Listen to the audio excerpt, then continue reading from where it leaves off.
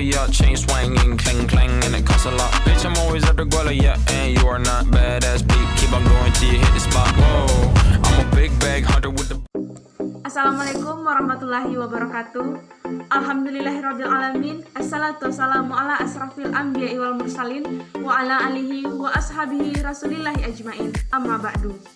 Yang saya hormati Ibu Khaironisa SST Ongkep selaku dosen pengampu saya di mata kuliah Pendidikan Budaya Anti Korupsi, dan seterusnya teman-teman yang berbahagia.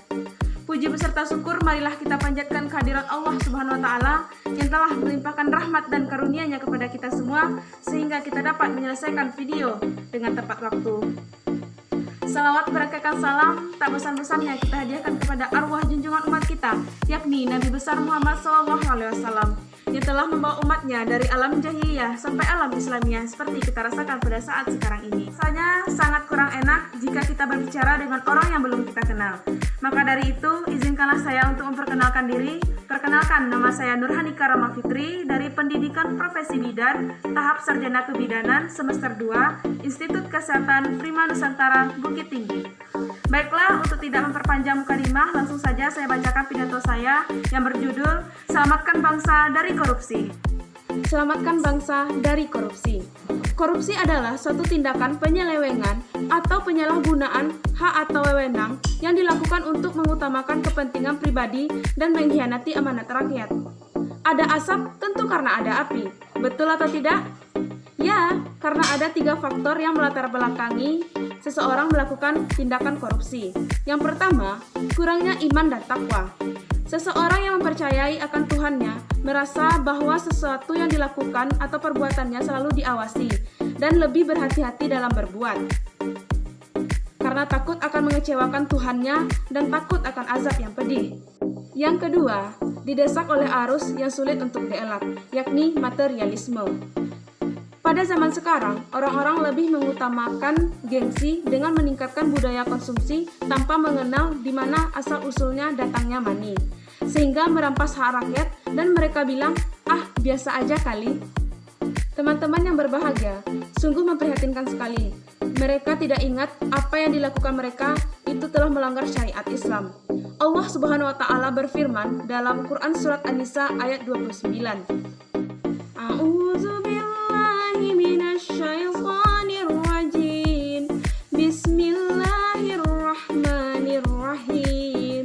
Ya ayyuhallazina amanu la ta'kulu amwalakum bainakum bil batil.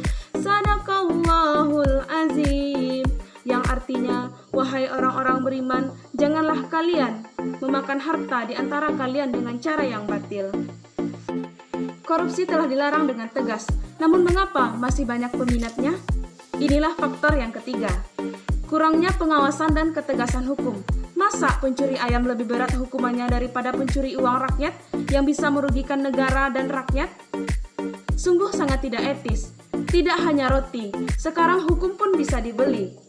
Jika harta menjadi prioritas, kapan kasus ini diberantas? Korupsi bukanlah kejahatan biasa, melainkan kejahatan yang luar biasa. Melihat dampaknya yang begitu besar terhadap pembangunan dan bibit-bibit bangsa, negara Indonesia adalah negara yang kaya akan sumber daya alamnya.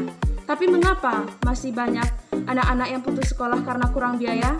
Dan masih banyak orang yang beratapkan langit dan beralaskan tanah untuk tempat tinggal mereka? Dan masih banyak masyarakat Indonesia yang berdampingan dengan kekayaan alam tapi tidak bisa memilikinya? Wah, karena hak-haknya dirampas oleh tangan-tangan yang tidak tahu malu dan tangan-tangan yang tidak punya hati.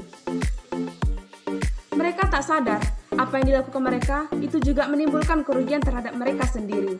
Loh, bukannya hidupnya itu enak ya? Makan spaghetti kecil, makan burger Australia beres, naik mobil Mercy sepele. Terus apa yang dirugikan?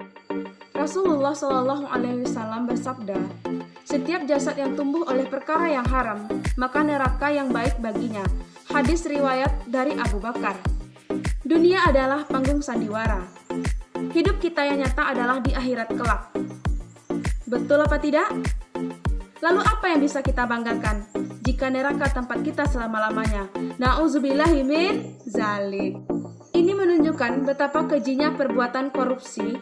Untuk itu, pendidikan budaya anti korupsi sudah perlu digerakkan untuk menghindarkan diri kita dari korupsi. Saatnya kita mengalihkan harga diri manusia yang tidak tertipu oleh kesenangan duniawi, dan mari kita tingkatkan keimanan dan ketakwaan serta tingkatkan sumber daya manusia yang bermoral. Mari kita katakan tidak pada korupsi, tidak pada korupsi, tidak pada korupsi. Aduhai enak sambal terasi, harumnya bikin tetangga iri. Mari kita berantas korupsi yang dimulai dari kita sendiri. Sekian dan terima kasih. Wassalamualaikum warahmatullahi wabarakatuh.